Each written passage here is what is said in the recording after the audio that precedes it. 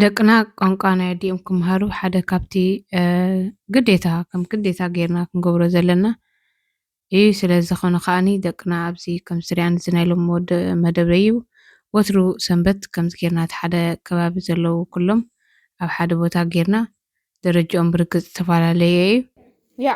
En maak je wel. En dan ga ik twee lelijk appels. En dan ga jij eentje opeten en ik er ook eentje. Dus hoeveel heb ik dan over? Kijk, dat staat hier.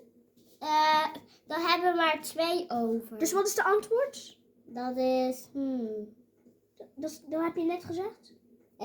Dat is 2. Goed zo. Zie je? Snap je het? Ja. Oké. Dus 4 min 2 dus is... 2 keer minder is de plussom. Ja? Dus 3 min... Dus nu snap je het minsommen toch? ስለዚ እዚ ከምዚ ዝርአያና እዚ ናይ ኣብ ገዛና እዩ ናይ ንግሆ ማለት ኢሎም ንግሆ ዝነበረ ደቅና ናፃ ክኾኑ ከለዉ ናይ ትምህርቲ ኣብ ክንዲ ንግሆ ተሲኦም ምናልባት ብስራሕ ብገለ ተፀጊምና ገዲፍናዮም ተደከይድና ኣብ ክንዲ ንግሆ ቴሌቭዥን ዝርዩ ከምዚ ትሪአን ዘለኻን ጌርና ብዝተኻኣለና መጠን ብሓደ ጌርና የረድኦም ማለት እዩ። ቀትሪ ከዓ ዝነበረ መደበይ ከምዚ ዝረኣኽናኒ ኣብ ሓደ ክፍሊ ኮይኖም ምስ ኩሎም ኣብቲ ከባቢ ናሃና ዘለዉ ይመሃሩ። ስለዚ እቲ ናይ ንግሆ መደበይ ምስ ደቀይ ቁሩብ ኣብ ገዛ ተረዳዲእና ኣረዲእዮም ማለት እየ። ትግርኛ ከምኡውን ማትስ ካብኡ ቀፂለ ከዓኒ እዚ ትገበርክዎ ናይ ፅሬት ገዛ ምልዕዓል ብርግፅ ሓዳር ገዛ ኣይውዳእን እዩ። ብፍላይ ናይ ደገ እውን ተማልእ እንተኾንካ ኩላትክን ደቂ ኣንስትዮ ኣሕዋተይ ማለት እዩ። ስለዚ ምሳኽን ክውዕል መሪፀ ኣለኹ። ሎሚ ከዓኒ ናይታ ናይ ትማሊ መቐፀልታ ሕጂ ጀሚረ ዘለኹ ከዓ ብናይ ደቀይ መደቀሲ እየ ጀሚረ ናይ ደቀይ መደቀሲ እቲ ምንፃፍ ነጋጊፈ መፃወቲ ናይ ቆልዑ ኣብ ኩሉ እዩ ዛሕድብላ ኣብ ታሕቲ ኣብ ላዕሊ ኣብ ፎን ካመር ትጥርንፈሎም ግን ኣይጥርንፍዎን እዮም ናይ ነገር ቆልዑ። ስለዚ ድሕሪኦም ኢኻ ትኸይድ ኩሉ ግዜ ካብ ምኽስታር ኣይትዕርፍኒ ኢኻን ኩላህና ንፈልጦ ኢና ኩላህና ኣዴታት ማለት እዩ። ስለዚ ከምዚኣ ገይረ ናይ ደቀይ ኣናፀፂፈሎም እዚኣ ትመስል ናይ ሎሚ መደበይ ከምዚኣ ኢለ ውዒለ ንግሆ ተሲኢኻ ክሰልጠካ ከሎ ከዓኒ ኣዝዩ ፅቡቅ ኢኻ ትውዕል።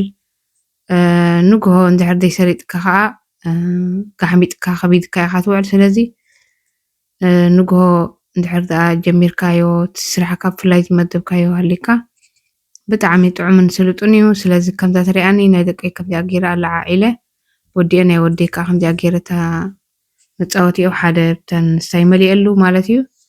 ከምዚኣ ገይረ ኣላዓዒለ ከምኡውን እቲ ካልእ መደቀሲ ዝኸኣት ናይ ኢንካንግ ንብሎ መራኸቢ ናይ ድሽካመርን ናይ መደቃቐሲናን እዩ።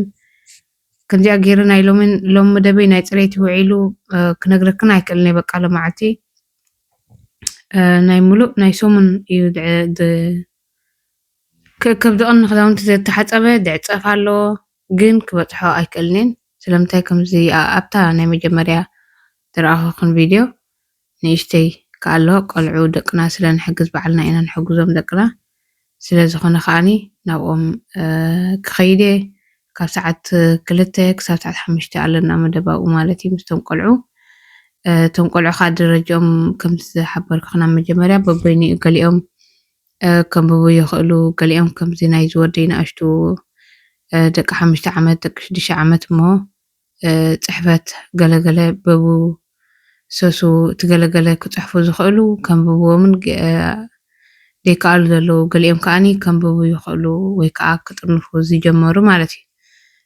ጥራይ እንታይ ደኣ እቲ ሙሉእ ሓሳባት ዚነ ንብሎ እቲ ሙሉእ ሓሳባት ዝኸብዶም ከዓ ኣለዉ። ስለዚ እቶም ቆልዑ ደረጃኦም ዝተፈላለየ እቲ ፅቡቕ ነገር ግን እንታይ እዩ እንድሕር ደኣ ቀስ ብቐስ ከምዚ ኢሉ ቀፂሉ ግን ብርግፅ እቶም ቆልዑ ለውጢ ከምፅኡ እዮም። ከምዚ ዝበልክዎ ግን እንታይ እዩ ሓደ መዓልቲ ስለዝኾነ ኣብ ሰሙን ከምኡውን ምስቲ ቋንቋ ናይዚ ዓዲ ናይ ዘለናዮ ቦታ ክመሃሩ ስለዘለዎም እቶም ቆልዑ ንባዕሎም ድሩክ ክኾኖም እምበር ፅቡቕ እዩ ሓደ ግዜ ብሰሙን ንምህሮም ኣለና። እዚኣ ከዓ ክነግረክን ኣብ መንጎ እዚ ክጥቀመሉ ፀናሕኹ ኣብ ሱዳ እዩ። ኣብ ሱዳ እቲ ሕብራዊ ይኹን ፃዕዳ ይኹን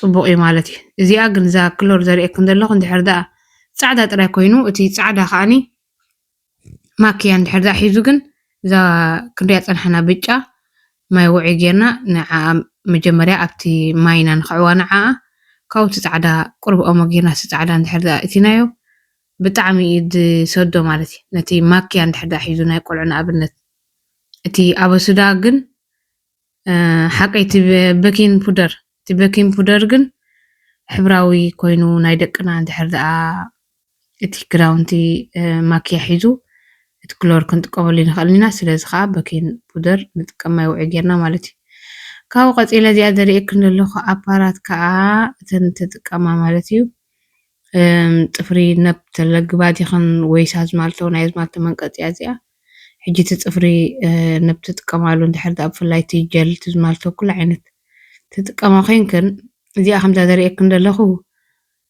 120 60 90 ኣለዋ በብዓቐን ማለት እዩ ከምኡውን በቲ ጎኒ ክሪአክን ፀናሕኩ ጥዋቕ ኣቢልኩም በቲ ጎኒ ክሪአክን ፀናሕኩ ኣብዚ ዘለኽና ቦታ ትማልኣኣ ዝኾነ ነገር ኣይትዘልየ